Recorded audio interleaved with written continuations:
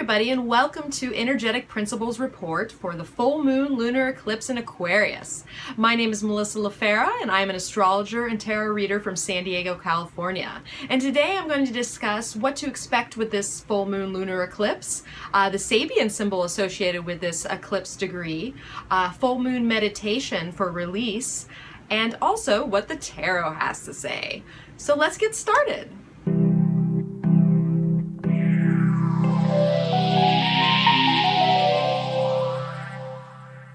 And may the stars be with you.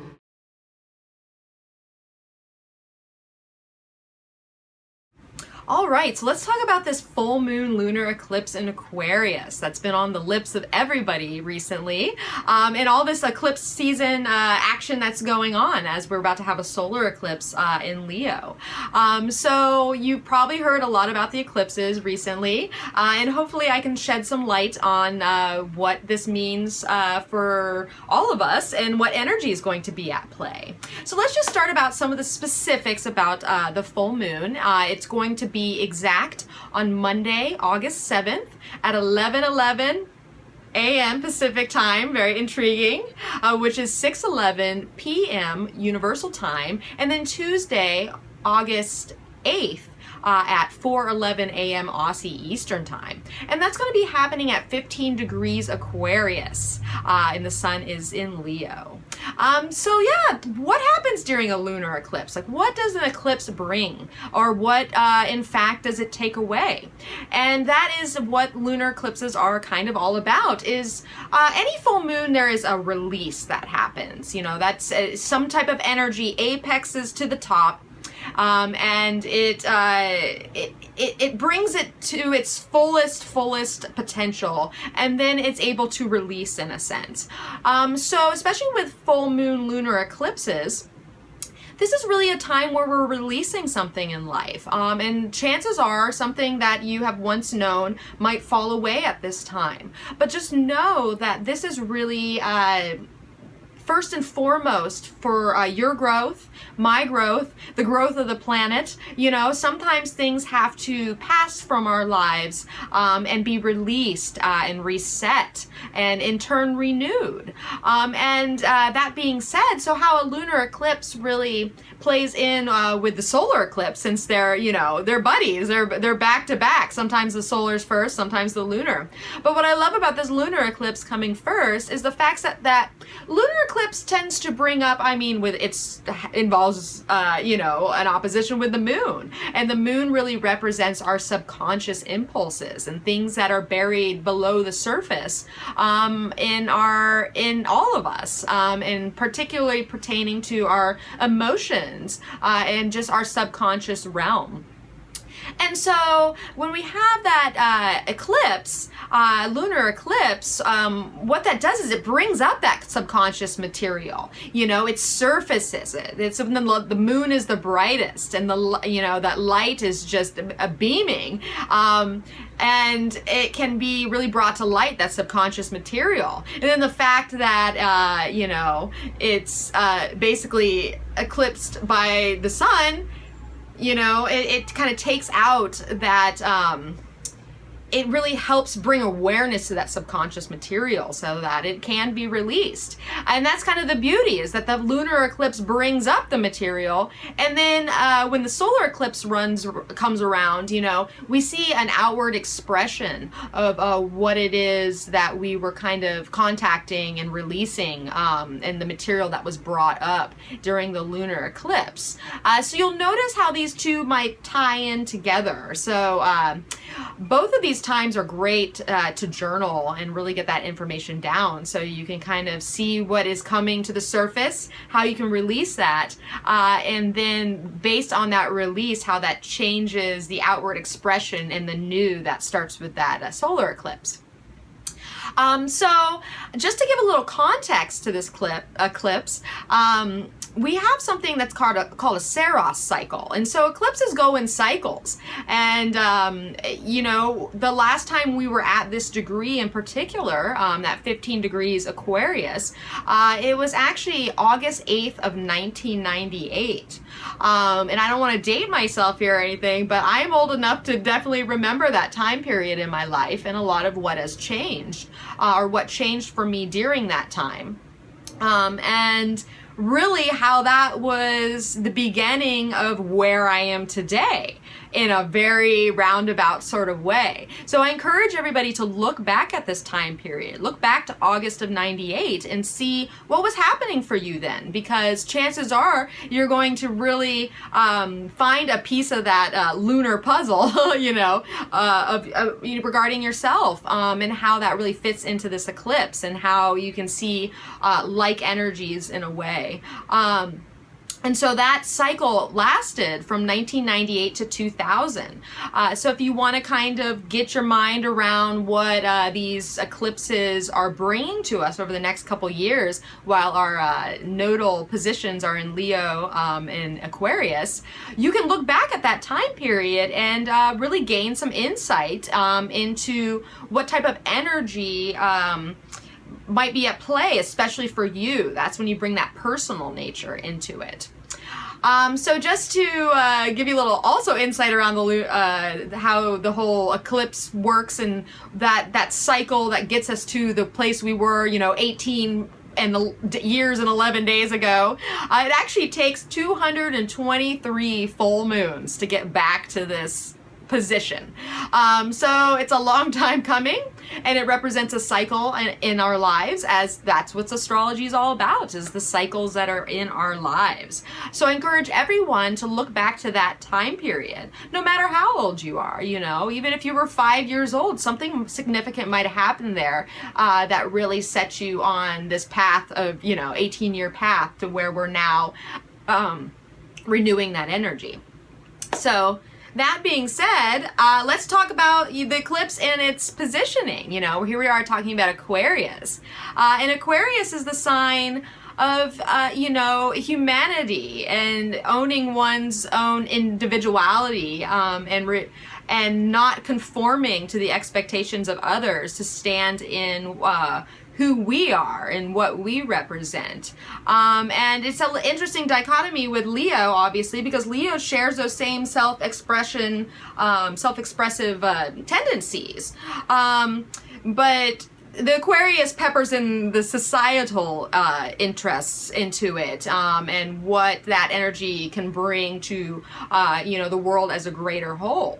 And so sometimes what happens with Aquarius energy, and what can happen when we're releasing in full moon situations like this, is that the Aquarius doesn't want to conform. It's the individual. It's the rebel, you know, for good or for bad. But what happens a lot of time to that Aquarius expression is that we actually don't rebel, and we do conform based on what it is that is around us, and based on what other people's and society's expectations are of us.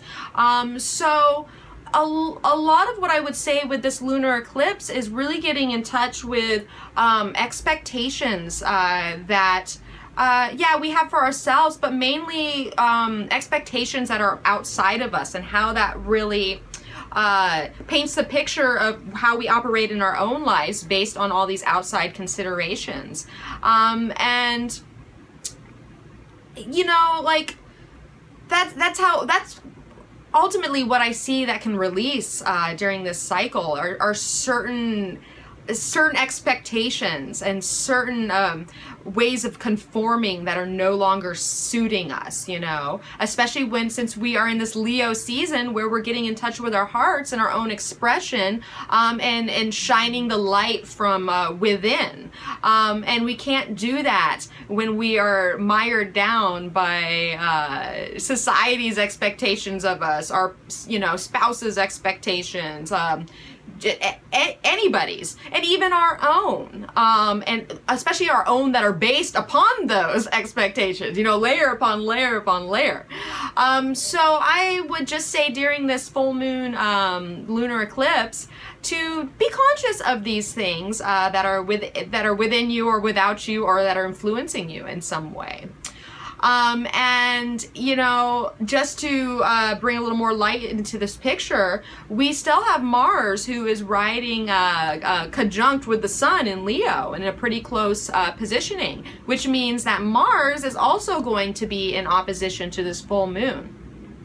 And that can make things a little difficult, especially when it comes to other people and finding compromise. You know, Mars is still in Leo, and it's our energy and our drive is going along, you know, what it is that we want, what it is that we want, what it is that we want. And here we have this Aquarius as what is it everyone wants, you know, how can we do this for everyone? So we're being challenged with this idea of compromise. But at the same time, you have to ask, is it worth the compromise?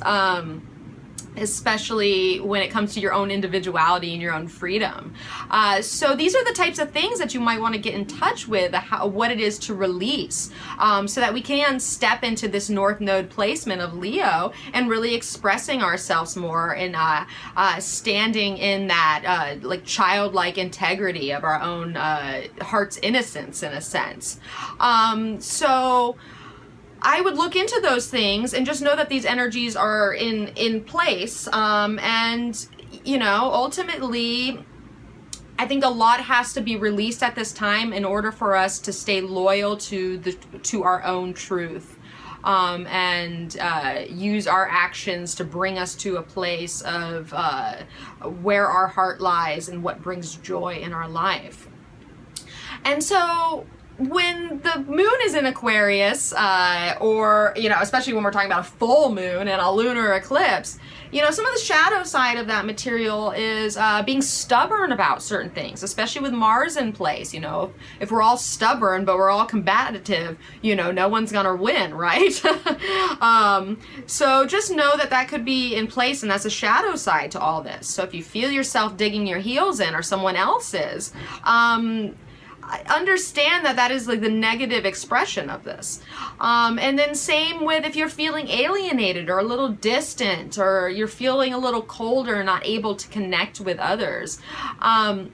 This is also a sign that something is not right and it has to be released, you know, because the moon is essentially guiding us with these signs every day, you know, and especially in these big picture situations like eclipses, where, you know, it helps us get in touch with our own emotions so that we know what the changes are that we need to make, if we have that emotional maturity. So these are the types of things I would be looking at during this eclipse. And if you want to look at your own chart, you're going to want to look at the house system. You're going to want to look at the house placements for where the eclipse happens at 15 degrees Aquarius, and then also 15 degrees Leo, where the sun is. You probably want to put those two together. And if you have any natal planets that are hanging out either in conjunction or opposition to these points, these are of utmost importance as well. And if you ever need any help with that, that's what I'm here for. Please contact me and I can tell you where those placements are, and get you on the right track of understanding where you fit into this big picture. So yeah, there's a lot in store for this lunar eclipse, and it's really kicking off this whole eclipse season, and a lot of changes in our lives. So I just want everyone to know that regardless of what's happening to anybody, this is the ultimate time of release and reset to where we can move into where we need to be emotionally to really take action on this solar eclipse and get us to a new place that is based on joy and our own creative expression.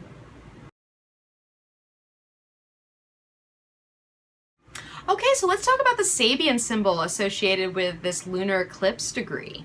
And if you've watched any of these previous videos, you know with Sabian symbols, we're going to take the degree and then the minutes, and we're going to round up. So the Sabian symbol for this full moon lunar eclipse in Aquarius is going to be 16 degrees Aquarius. And so Dane Rudyard paints this picture.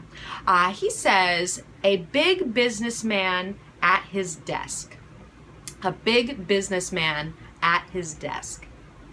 And the keynote to this symbol is the ability to organize the many aspects of an enterprise involving a large group of human beings. And so what does this symbol mean, and how does it tie into this eclipse? Well, I find it very interesting how this symbol is really painting the picture of management in bigger organizations, and how if that management is really attuned to the spiritual progress of the people as a whole. You know, we're talking about Aquarius here. Aquarius thinks of society and wants to make that a better place for all, and that's not always the case in business and management and big corporations and people that hold immense power in this world.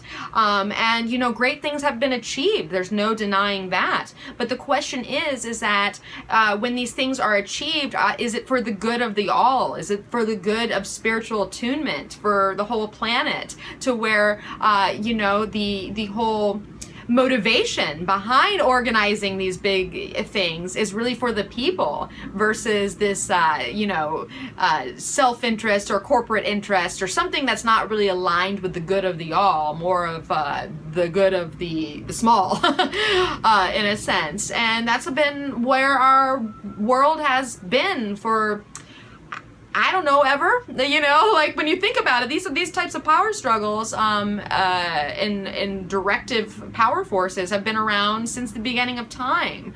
And here we are at another roadblock or, you know, road mark in that whole story.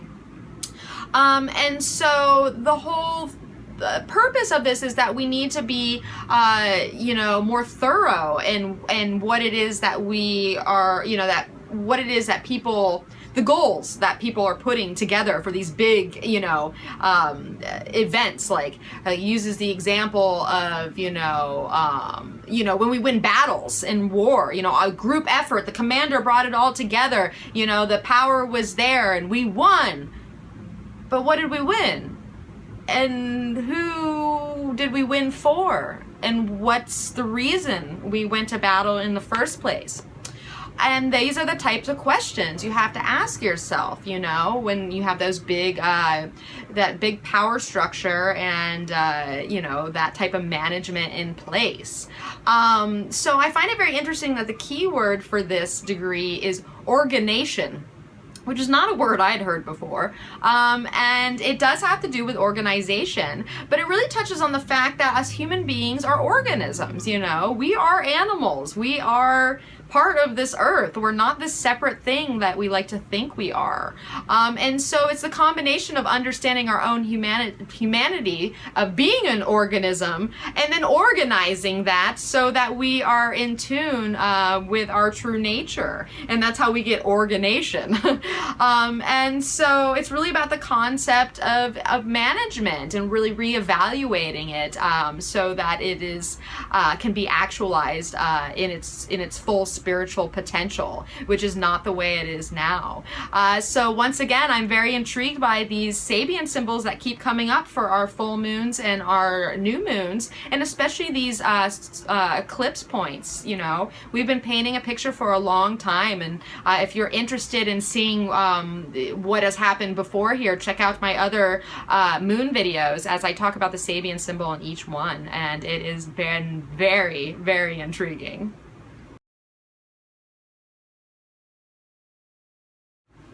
All right, so let's talk about a meditation for this full moon lunar eclipse in Aquarius. There's a lot of meditations out there, I'm sure, and everybody's going to have their rituals in place. But I wanted to share this one with you, and I think I tend to lean on the more analytical side of of things. And so once again, we're going to tackle this time of release by writing a list. And maybe that's my Virgo North Node, but I love me a list. And so what I would like to encourage everyone to do, including myself, is to be honest with yourself and write down a list of expectations. Expectations you have for yourself, and most importantly, expectations that you have for someone else, and the expectations that other people in society have for you, or at least those expectations you feel like they have for you. And so, you know, get those all down on paper. You know, things like, you know, my family wants me to turn out a certain way, or society says I have to have this much money to be, you know, worth anything, or, you know, I have to have 3 kids. If I don't have 3 kids, my life is over. You know, these are all expectations. It's one thing to expect for the best, and then kind of leave that open because the universe wants to give you the best. So let's be a little less specific. So I would encourage you to write down a list of all these places that you feel expectations in your life, and especially expectations that are outside yourself and more of a societal you know, a societal thing. And then look at that list and connect your heart to it. Look at these things that you expect of yourself and others in society and vice versa, and see if any of these really subscribe to your own heart. You know, are they loyal to your heart? Does it light you up in a way that it makes sense to have this expectation? You know, these are the types of things I would look at right now and really release, because when we feel the pressure of expectation, within or without, that can keep us stuck in certain places, or using our energy in a way that no longer suits us. And this is an ultimate time of release. This is a time when crisis brings release. And not all crisis needs to be bad. It's more about being confronted with something so that you can release it. So I would look at this list, and really, you know, get your heart wrapped around where you sit with these things that are influencing you in many ways. And so, of course, as I like to light fire to these lists, I would say burn that thing, burn it up and release it to this full moon, you know, let it go. And the affirmation I would say is, I embrace my individuality and grant others their own.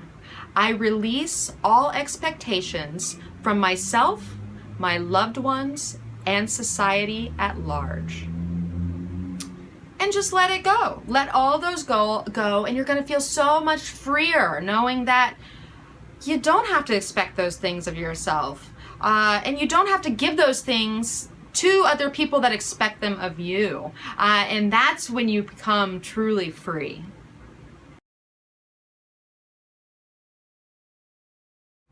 All right, so let's see what the tarot has to say about this full moon lunar eclipse in Aquarius.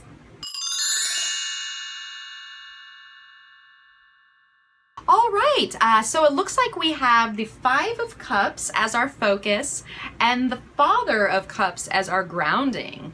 And so Cups, what perfect suit for this, you know, eclipse and full moons. You know, this is a suit that's connected with our emotions and our hearts. And the 5 is really heralding change in our lives. And with that change, there's an emotional change that is based on some sort of loss. And, you know, in the Golden Dawn, they call this card the Lord of Loss of Pleasure.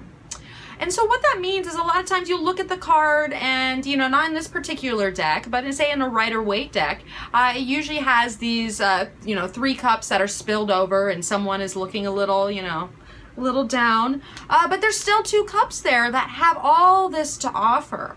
And so the paradox with this card is that with some type of grief or some type of loss or some type of release, we, in having that sadness come to our hearts in some way, ultimately we can feel that polarity, which is joy, and what brings Leo into our lives. And really that's what we're assessing during this lunar eclipse, and that's what emotional grief we can let go of in some way, so that we can find these very promising things that are still left over for us.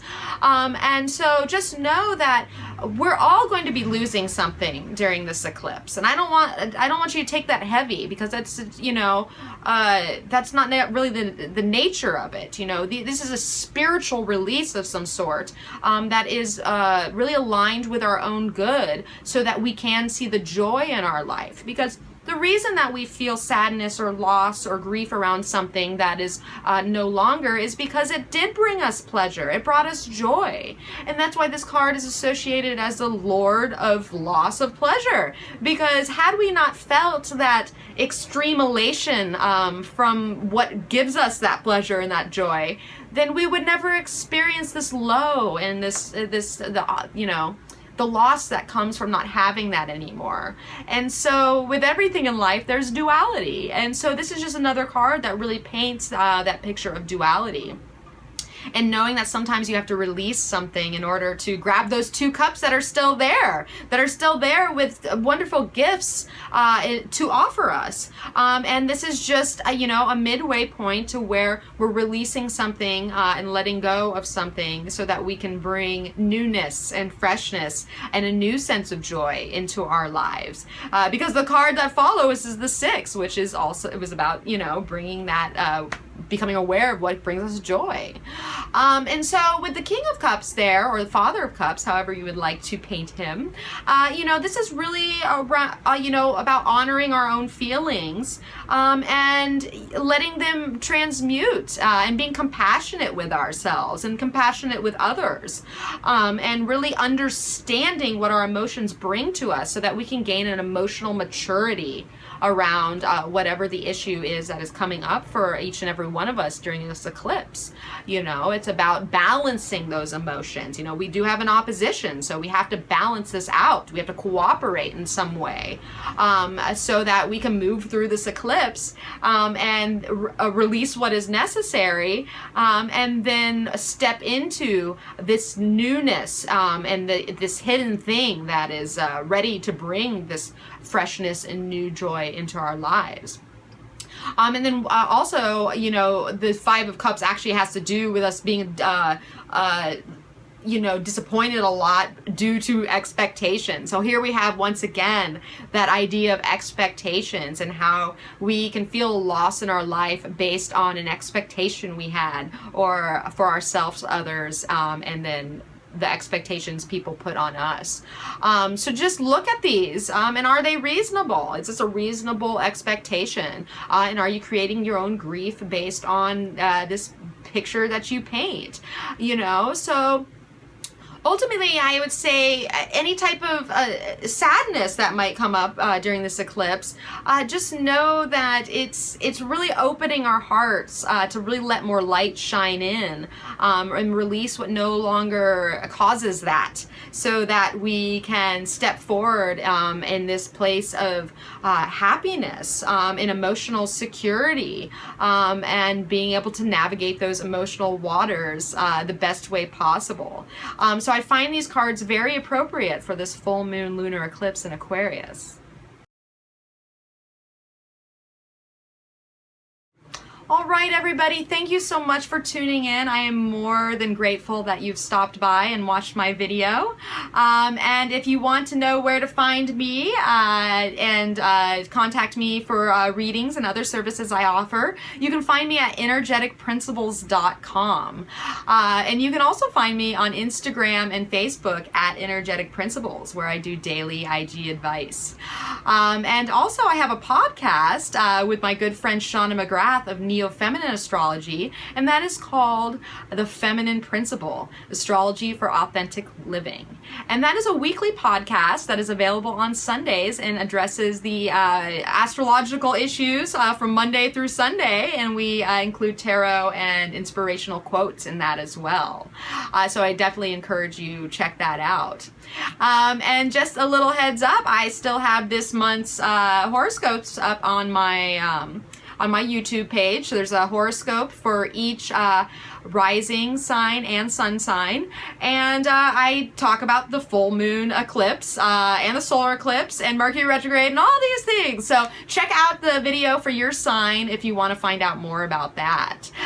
So thank you so much for tuning in. You know, if you like what you see here today, please subscribe to my channel, leave some comments down below, and I'd love to connect with you. So I'm wishing everybody full moon lunar eclipse blessings, and as always, may the stars be with you.